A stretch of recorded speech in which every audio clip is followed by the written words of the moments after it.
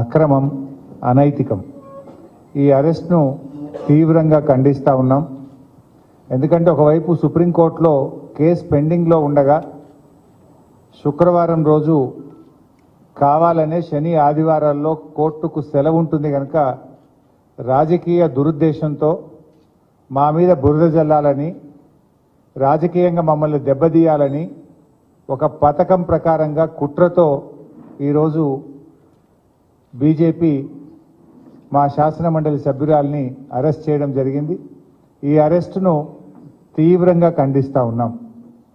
ఎందుకంటే ఈ అరెస్టు మీద ఇప్పటికే బీజేపీ నాయకులు చాలాసార్లు ప్రకటన చేసినారు, ఇంక్లూడింగ్ కేంద్ర మంత్రి గారు, ఈ రాష్ట్రం నుంచి ఉన్న బీజేపీ పార్లమెంట్ సభ్యులు, ఈ రాష్ట్ర బీజేపీ అధ్యక్షుడు అనేక సార్లు ఈడీ అధికారుల్లాగా కవిత గారిని అరెస్టు చేస్తాము అని గత సంవత్సరన్నర కాలంగా బీజేపీ నాయకులు, బీజేపీ కేంద్ర మంత్రులు, బీజేపీ ఎంపీలు పలుమార్లు ప్రకటనలు చేసిన విషయం కూడా మనందరికీ కూడా తెలుసు. ఎందుకంటే రేపు పార్లమెంట్ ఎన్నికలకు నోటిఫికేషన్ వస్తుంది.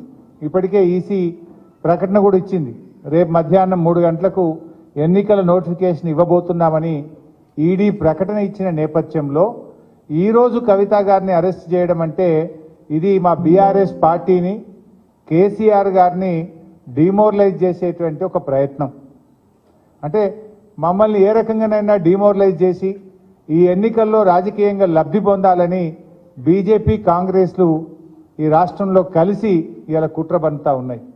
అయినా మా పార్టీ ఉద్యమాల పార్టీ. మాకు ఈ అరెస్టులు కానీ, వేధింపులు కానీ, ఈ కుట్రలు కానీ మాకు కొత్తేమీ కాదు.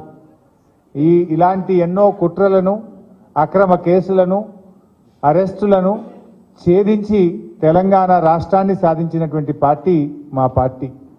14 ఏళ్లు పోరాడి కానే కాదు రానే రాదన్న రాష్ట్రాన్ని సాధించినటువంటి పార్టీ మా బీఆర్ఎస్ పార్టీ.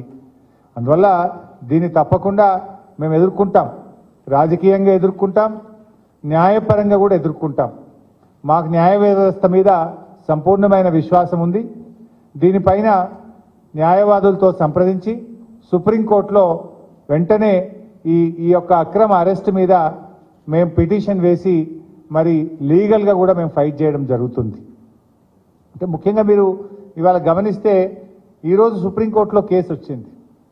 ఈరోజు సుప్రీంకోర్టులో కేసు వస్తే దాన్ని సుప్రీంకోర్టులో 19వ తేదీ అంటే జస్ట్ ఆఫ్టర్ 3 days పోస్ట్ అయ్యి ఉంది. ఇప్పటికే సుప్రీంకోర్టులో ఈడీఏ స్వయంగా చెప్పింది, we will not take any coercive steps అని సుప్రీంకోర్టులో స్వయంగా ఈడీఏ చెప్పింది.